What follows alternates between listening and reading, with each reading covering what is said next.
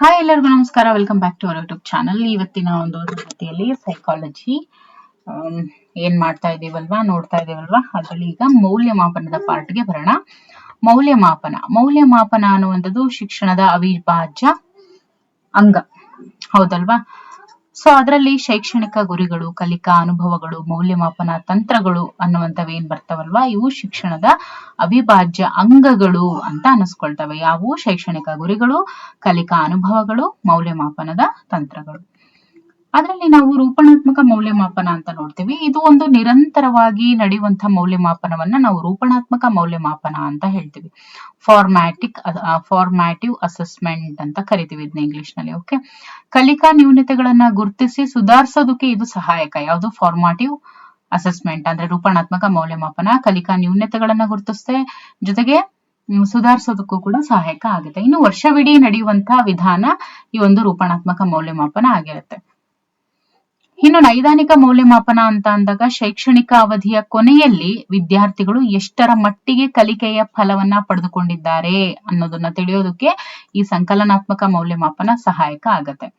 ವಿದ್ಯಾರ್ಥಿಗಳ ಉತ್ತೀರ್ಣ ಮತ್ತು ಅನುತ್ತೀರ್ಣಗಳನ್ನ ಇದು ತಿಳಿಸುತ್ತೆ.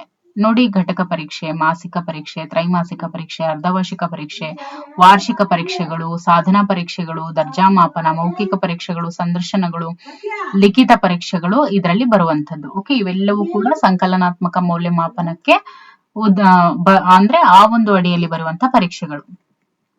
ಇನ್ನು ನೈದಾನಿಕ ಪರೀಕ್ಷೆಗಳು ಅಂತ ಹೇಳಿದಾಗ ವಿದ್ಯಾರ್ಥಿಗಳ ಕಲಿಕಾ ನ್ಯೂನತೆಗಳು ಅಥವಾ ಸಮಸ್ಯೆಗಳನ್ನ ಪತ್ತೆ ಹಚ್ಚಿ ಪರಿಹಾರ ನೀಡುವುದು ನೈದಾನಿಕ ಪರೀಕ್ಷೆ ಆಗಿರುತ್ತೆ. ಓಕೆ, ನೈದಾನಿಕ ಪರೀಕ್ಷೆ ಅಂತ ಹೇಳಿದ್ರೆ ವಿದ್ಯಾರ್ಥಿಗಳ ಕಲಿಕಾ ನ್ಯೂನತೆಗಳು ಏನಿರುತ್ತಲ್ವಾ ಅಥವಾ ಸಮಸ್ಯೆಗಳು ಏನಿರುತ್ತೆ ಅದನ್ನ ಪತ್ತೆ ಹಚ್ಚಿ ತತ್ಕ್ಷಣದ ಪರಿಹಾರ ನೈದಾನಿಕ ಪರೀಕ್ಷೆ ಆಗಿರುತ್ತೆ. ಇಲ್ಲಿ ವಿದ್ಯಾರ್ಥಿಗಳ ವಿವಿಧ ಸಮಸ್ಯೆಗಳಿಗೆ ಪರಿಹಾರವನ್ನ ಒದಗಿಸ್ಕೊಡಲಾಗುತ್ತೆ.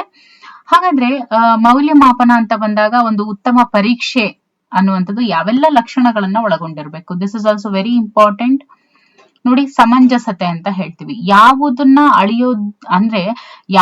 ಅಳೆಯಲು ಸಾಧನವನ್ನ ತಯಾರಿಸಲಾಗಿದೆಯೋ ಅದನ್ನ ಮಾತ್ರ ಅಳೆದ್ರೆ, ಅಂದ್ರೆ ಆ ಸಾಧನ ನಿಷ್ಠೆಯಿಂದ ಅಳಿಯಬಲ್ಲದ್ದಾದ್ರೆ ಅದನ್ನ ನಾವು ಸಮಂಜಸತೆ ಅಂತ ಹೇಳ್ತೀವಿ. ಅಂದ್ರೆ ಬುದ್ಧಿಶಕ್ತಿ ಪರೀಕ್ಷೆ ಬುದ್ಧಿಶಕ್ತಿಯನ್ನ ಮಾತ್ರ ಅಳೆಯುವಂತದ್ದು ಸಮಂಜಸತೆ. ಓಕೆ, ಇನ್ನು ವಿಶ್ವಾಸನೀಯತೆ ಅಂತ ಹೇಳ್ತೀವಿ. ಯಾವುದೇ ಒಂದು ನಿರ್ದಿಷ್ಟ ಮೌಲ್ಯವನ್ನ ಯಾರೇ ಆಗ್ಲಿ ಎಷ್ಟು ಬಾರಿ ನಿರ್ಧರಿಸಿದ್ರು ಒಂದೇ ಉತ್ತರ ಬರಬೇಕು, ಅದನ್ನ ವಿಶ್ವಾಸನೀಯತೆ ಅಥವಾ ರಿಲಯಬಿಲಿಟಿ ಅಂತ ಕರಿತೀವಿ.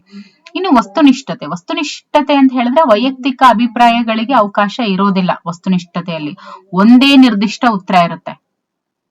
ವೈಯಕ್ತಿಕ ಅಭಿಪ್ರಾಯಗಳಿಗೆ ಇಲ್ಲಿ ಅವಕಾಶ ಇರೋದಿಲ್ಲ, ಒಂದೇ ಆನ್ಸರ್ ಇರುತ್ತೆ. ಅದನ್ನ ನಾವು ವಸ್ತುನಿಷ್ಠತೆ ನೋಡಿ, for example objective type questions, ಹೌದಲ್ವಾ? ಇನ್ನು ವ್ಯಾಪಕತೆ ಅಂದ್ರೆ ಕಾಂಪ್ರಿಹೆನ್ಸಿವ್ನೆಸ್ ಅಂತ ಹೇಳ್ತೀವಿ. ಅಳೆಯುವಂತಹ ಸಾಧನಗಳು ವಿದ್ಯಾರ್ಥಿಗಳ ಸರ್ವಗುಣಗಳನ್ನು ಅಳೆಯುವಂತೆ ಇರಬೇಕು, ಅದನ್ನ ವ್ಯಾಪಕತೆ. ಅಳೆಯುವಂತ ಏನೆಲ್ಲ ಸಾಧನಗಳು ಅಳಿತಾವಲ್ವಾ ಮಕ್ಕಳನ್ನ, ಅವೆಲ್ಲವೂ ಕೂಡ ಸರ್ವ ಗುಣಗಳನ್ನು, ಎಲ್ಲಾ ಗುಣಗಳನ್ನು, ಕೇವಲ ಬರೀ ಒಂದನ್ನ ಮಾತ್ರ ಅಳಿಯುವಂತದ್ದಾಗಿರ್ಬಾರ್ದು.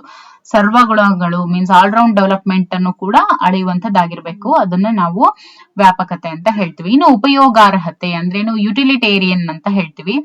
ಇದು ತರಬೇತಿ ಇಲ್ಲದ ಶಿಕ್ಷಕ ಕೂಡ ಯಶಸ್ವಿಯಾಗಿ ಮೌಲ್ಯವನ್ನ ನಿರ್ಧರಿಸೋದಕ್ಕೂ ಇದು ಸಹಾಯ ಮಾಡುವಂತ ವಿಧಾನ ಇದಾಗಿದೆ, ಉಪಯೋಗಾರ್ಹತೆ. ಓಕೆ, ಇನ್ನು ಸಾಧನ ಪರೀಕ್ಷೆಗಳು ಅಂತ ಹೇಳಿದಾಗ ಪ್ರಮಾಣೀಕೃತ ಪರೀಕ್ಷೆಗಳು ಮತ್ತೆ ಶಿಕ್ಷಕ ನಿರ್ಮಿತ ಮೌಖಿಕ ಪರೀಕ್ಷೆಗಳನ್ನ ನಾವು ನೋಡ್ತೀವಿ. ಅಲ್ಲಿ ನೋಡಿ, ಲಿಖಿತ ಪರೀಕ್ಷೆಗಳು ಅಂತ ಬಂದಾಗ ವಸ್ತುನಿಷ್ಠ ಪರೀಕ್ಷೆಗಳಿರುತ್ತೆ, ಉತ್ತರ ರೀತಿಯ ಪರೀಕ್ಷೆಗಳು ಇರುತ್ತೆ. ಅಂದ್ರೆ 1 or 2 ಮಾರ್ಕ್ಸ್ ರೈಟಿಂಗ್, ಆಮೇಲೆ ಪ್ರಬಂಧ ಮಾದರಿ 5 ಮಾರ್ಕ್ಸ್ ಕ್ವೆಶನ್ಸ್. ಓಕೆ, ವಸ್ತುನಿಷ್ಠ ಪರೀಕ್ಷೆಗಳು ಪರೀಕ್ಷೆಯ ಉತ್ತಮ ಸಾಧನಗಳಾಗಿವೆ. ನೋಡಿ, ಇದನ್ನ ಕೇಳ್ತಾರೆ ಕ್ವೆಶನ್, ಎಂಥ ಪ್ರಶ್ನೆಗಳು ಪರೀಕ್ಷೆಯ ಉತ್ತಮ ಸಾಧನಗಳು ಅಂತ ಹೇಳಿದ್ರೆ ವಸ್ತುನಿಷ್ಠ ಪರೀಕ್ಷೆಗಳು. ಓಕೆ, ನಿಷ್ಪಕ್ಷ ಅಥವಾ ನಿಷ್ಪಕ್ಷ ಪರೀಕ್ಷೆಗಳು ವಿದ್ಯಾರ್ಥಿಗಳ ಸಾಧನಾ ಸಾಮರ್ಥ್ಯಗಳನ್ನ ಅತ್ಯಂತ ವಿಶಿಷ್ಟ ರೀತಿಯಲ್ಲಿ ಅಳತೆ ಮಾಡಬಲ್ಲ ಪರೀಕ್ಷೆಗಳು ಇವಾಗಿರ್ತವೆ. ನಿಷ್ಕೃಷ್ಟ ಪರೀಕ್ಷೆಗಳು, ನಿಷ್ಪಕ್ಷ ಅಥವಾ ನಿಷ್ಕೃಷ್ಟ ಪರೀಕ್ಷೆಗಳು, ಇವು ವಿಶಿಷ್ಟ ರೀತಿಯಲ್ಲಿ ವಿದ್ಯಾರ್ಥಿಗಳ ಸಾಧನೆಗಳನ್ನ ಅಳತೆ ಮಾಡಬಲ್ಲಂತ ಪರೀಕ್ಷೆಗಳು ಇವು ಆಗಿರ್ತವೆ. ಓಕೆ,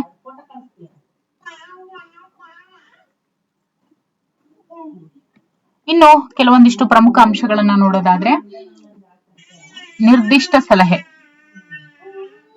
ನಿರ್ದಿಷ್ಟ ಸಲಹೆ ಬಗ್ಗೆ ಹೇಳಿದಂತವ್ರು ವಿಲಿಯಂ ಸ್ಟರ್ನ್ ರವರು. ಆಮೇಲೆ ಅನಿರ್ದೇಶಿತ ಸಲಹೆ ಕಾರ್ಲ್ ರೋಜರ್ಸ್ ರವರು. ಸಮ್ಮಿಶ್ರ ಸಲಹೆ FC ಥಾರ್ನೆ ಅವರು.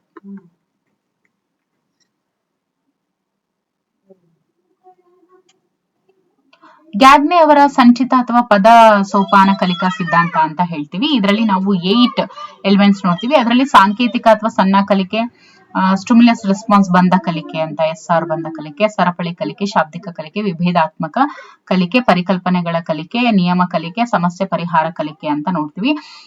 ಈ ಗ್ಯಾಗ್ನೆ ಅವರ ಸಂಚಿತ ಅಥವಾ ಪದಸೋಪಾನ ಕಲಿಕೆ ಏನ್ ಬರುತ್ತಲ್ವಾ, ಇದನ್ನ ನೋಡ್ಬೇಕು ಅಂತ ಹೇಳಿದ್ರೆ ನೀವು ಈ ಒಂದು ನಮ್ಮ ಒಂದು ಚಾನಲ್ ಅಲ್ಲಿ ಪ್ಲೇ ಲಿಸ್ಟ್ ಏನಿದೆ ಅಲ್ವಾ, ಸೈಕಾಲಜಿ ಪ್ಲೇ ಲಿಸ್ಟ್ ಅಲ್ಲಿ ಹೋಗಿ ನೋಡಿದ್ರೆ ಗ್ಯಾಗ್ನೆ ಅವ್ರದೇನೆ ನಿಮ್ಗೆ ಅದನ್ನ ಗ್ಯಾನೆ ಅಂತ ಕರೀತಾರೆ. Okay, so pronounce it as Gyne.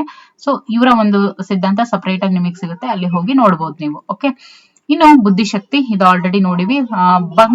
Bucking ham ಅವರು ಏನ್ ಹೇಳ್ತಾರೆ ಬುದ್ಧಿಶಕ್ತಿ ಅಂತ ಹೇಳಿದ್ರೆ ಕಲಿಸ್ಕಾ ಸಾಮರ್ಥ್ಯ ಅಂತ ಹೇಳ್ತಾರೆ. ಗಾಲ್ಟನ್ ಅವರು ಗುರುತಿಸುವ ಮತ್ತು ಆಲಿಸುವ ಶಕ್ತಿಯ ಬುದ್ಧಿಶಕ್ತಿ ಅಂತ ಹೇಳ್ತಾರೆ.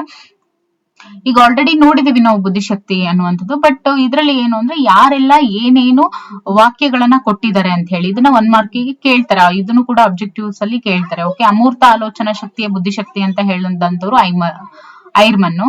ಆಮೇಲೆ ಥಾರ್ನ್ಡೈಕ್ ರವರು ಬುದ್ಧಿಶಕ್ತಿಯು ವ್ಯಕ್ತಿಯ ಸಾಮರ್ಥ್ಯಗಳ ಒಟ್ಟು ಮೊತ್ತ ಅಂತ ಹೇಳ್ತಾರೆ. ಬೀನೆ ಅವರು ಬುದ್ಧಿಶಕ್ತಿ ಅಂತ ಹೇಳಿದ್ರೆ ತೀರ್ಮಾನ ಶಕ್ತಿ ಅಥವಾ ಸಾಮಾನ್ಯ ತಿಳುವಳಿಕೆ ಅಂತ ಬೀನೆ ಅವರು ಹೇಳ್ತಾರೆ.